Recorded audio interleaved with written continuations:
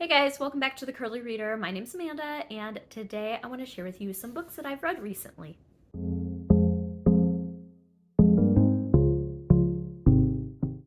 Okay, so let's just get into this. These are some of the books that I've been reading recently or that I have finished recently. And so, yeah, without further ado, the first book I want to share with you today is The Unknown Beloved by Amy Harmon. You guys, this book is amazing.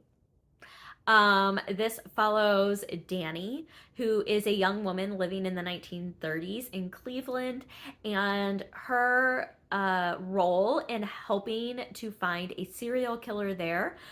She is aiding Michael Malone, who is an FBI agent who is kind of working undercover and boarding at Danny's home. And so he's renting from her, and they become friends and try to catch this serial killer in Cleveland in the 1930s. And you guys, there's a little bit of magical realism that's happening, but not in a like fantastical way. It's in a very practical way, and I loved and adored this book. There's also a bit of an age gap romance that completely threw me off at first, but by the end I was rooting for it and I was ready for it, and totally believable.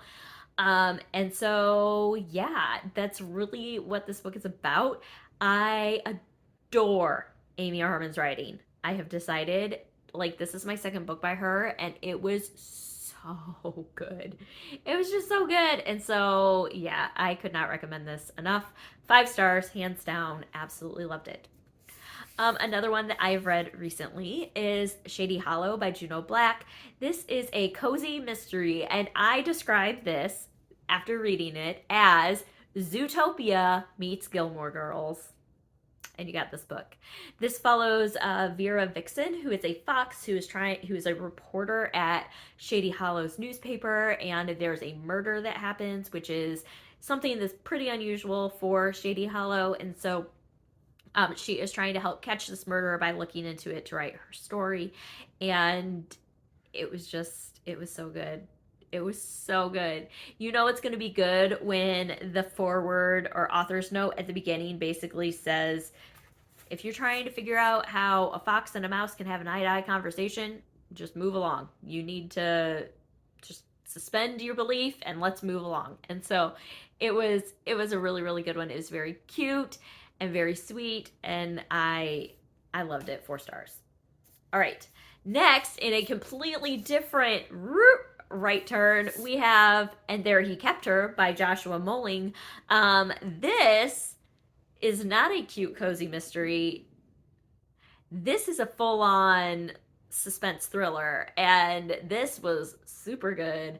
I met Joshua Molling at the Twin Cities Book Festival, and he was just amazing, and I really love this. There's a sequel coming to this. I think we're going to be following the same detective that was working on the case, but this book follows this detective who finds out that his cousin's daughter has gone missing, and it all kind of links together with this gentleman who has a room in his basement that he used for not great things in the past.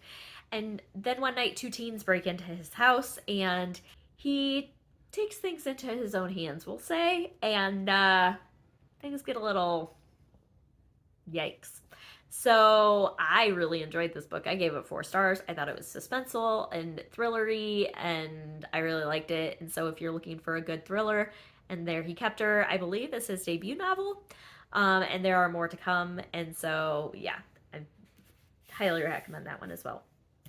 All right. Then I hosted a group read for a bunch of ladies during the month of October of The 13th Tale by Diane Sutterfield.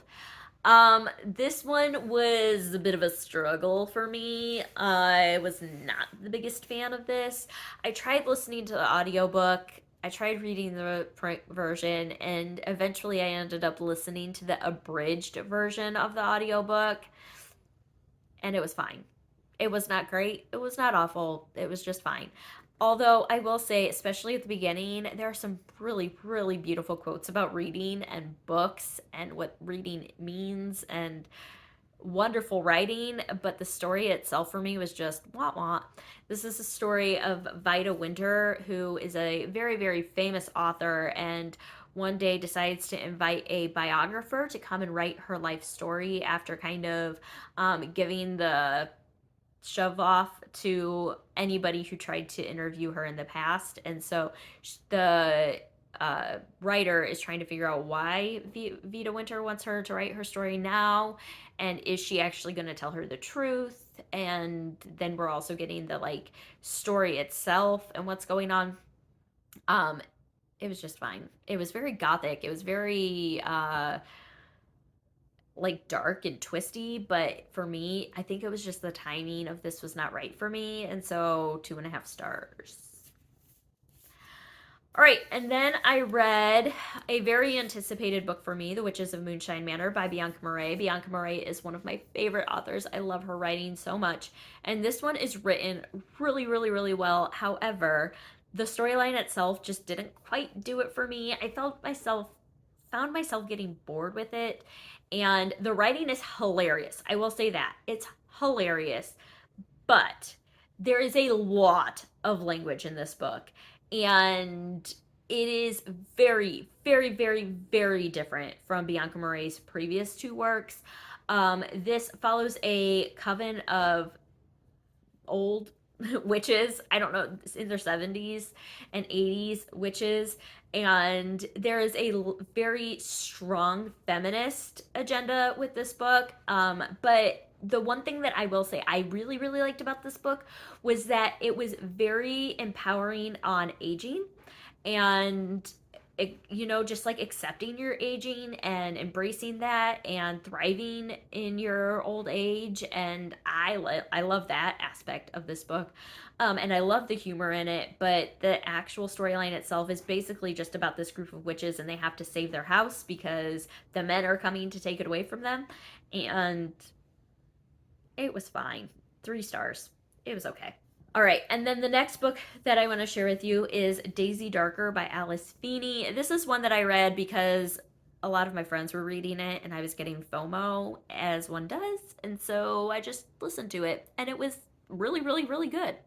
This is a thriller, a psychological thriller. Is that what you call these? I don't know. I need to do more research on thrillers. But it is a closed room, isolated. I think that's the word for it. Basically, this family is on this island. There's no way to get off of it for a certain amount of time, and people start dropping dead. That's what happens. And it is the story of what's going on. It had a lot of tie-ins to And Then There Were None by Agatha Christie, which I have read, and I loved that. I loved the story itself. I love the motivation behind why people were dropping off, and I thought it was very inventive, and I really enjoyed it, so I gave it 4 stars. And then the last book that I want to share with you today is Orion and the Starborn.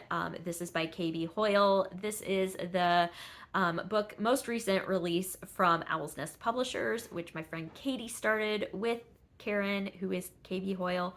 And this is a middle grade sci-fi that follows Orion, who one day finds out that he is not born of the earth, he is born of the stars, and goes to live on a different planet with the people that he calls family. And it's about found family and found friends and new beginnings and learning about where you came from, and very unique.